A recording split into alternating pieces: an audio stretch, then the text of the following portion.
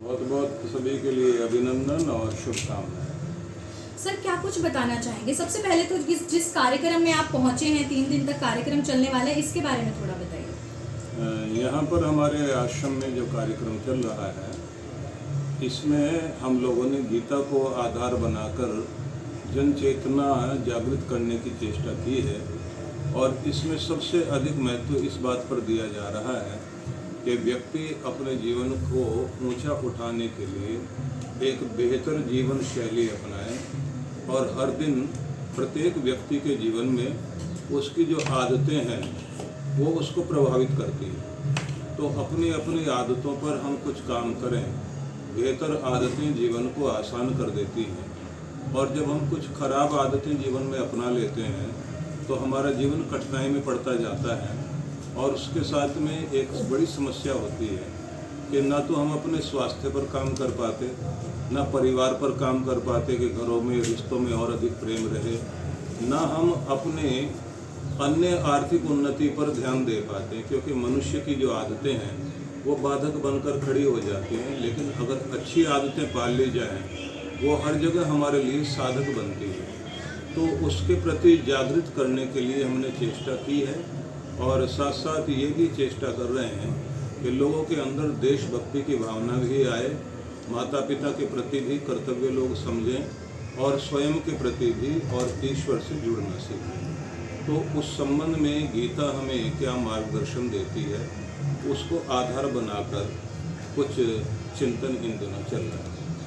Sir वैसे जैसे मैं बता रही थी कि आजकल जो रोज़मर्रा में लोगों को दिक्कत ये आ रही है कि इंसान बस भागता जा रहा है, सुबह से शाम तक काम कर रहा है, उसके पास अपने लिए वक्त नहीं है। और जिसके लिए वो भागदौड़ कर रहा है कि एक दिन उसके पास वो क्वालिटी टाइम होगा, मुझे लगता है उससे पहले उसकी ज़िंदगी खत्म हो जाती है। कई तरीके की परेशानियाँ आ रही है। आप क्या कुछ कहना चाहेंगे? आज की डेट में आप देख रहे हैं युवक किस तरीके से अपनी ज़िंदगी व्यतीत कर रहे हैं और क्या कुछ सही रास्ता है? पहले तो आपको आशीर्वाद कि आप जन भावना को ध्यान में रख करके प्रश्न कर रहे हैं।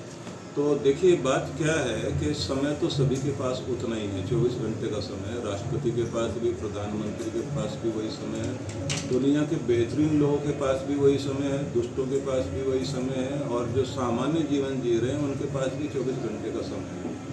लेकिन जिन लोगों ने समय प्रबंधन को सीख लिया और अपनी प्राथमिकताएं तय करने के विषय में जो लोग जागरूक हो गए और जिन लोगों को इस चीज़ का प्रशिक्षण दिया गया कि किस तरह से आप अपनी ब्रह्मवेला का समय उपयोग में लाएंगे, किस प्रकार से आप अपने भोजन का, अपने विश्राम पर ध्यान देंगे, किस तरह से रोजी रोटी कमाने के लिए कितना समय देंगे, आत्म उत्थान के लिए आप कितना समय देंगे। तो ये बिल्कुल उसी तरह से है कि जैसे एग्जामिनेशन हॉल में बैठा हुआ कोई विद्यार्थी, उसके पास 3 घंटे का समय है, 10 प्रश्नों को उसने हल करना है, सबके अलग अलग नंबर हैं और उसे ये भी देखना है कि कितना टाइम किस में देना है।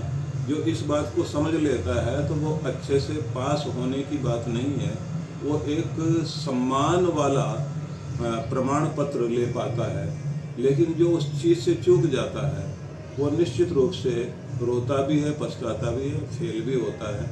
तो जीवन में पास होने के लिए हमें ये देखना होगा, सेहत के लिए कितने नंबर देने हैं आपने, रोजी रोटी कमाने के लिए कितना समय देना पड़ेगा, अपने विश्राम के लिए, अपनी भक्ति के लिए, अपने आत्मोत्थान के लिए कैसे कैसे समय निर्धारित करेंगे। तो इसके लिए गुरुजनों के निकट बैठना भी चाहिए। जीवन जीने के साथ साथ जीवन को समझना भी आवश्यक है। आगे बढ़ने से पहले किधर बढ़ना है और कैसे बढ़ना है, इसके बारे में जानकारी भी होनी चाहिए।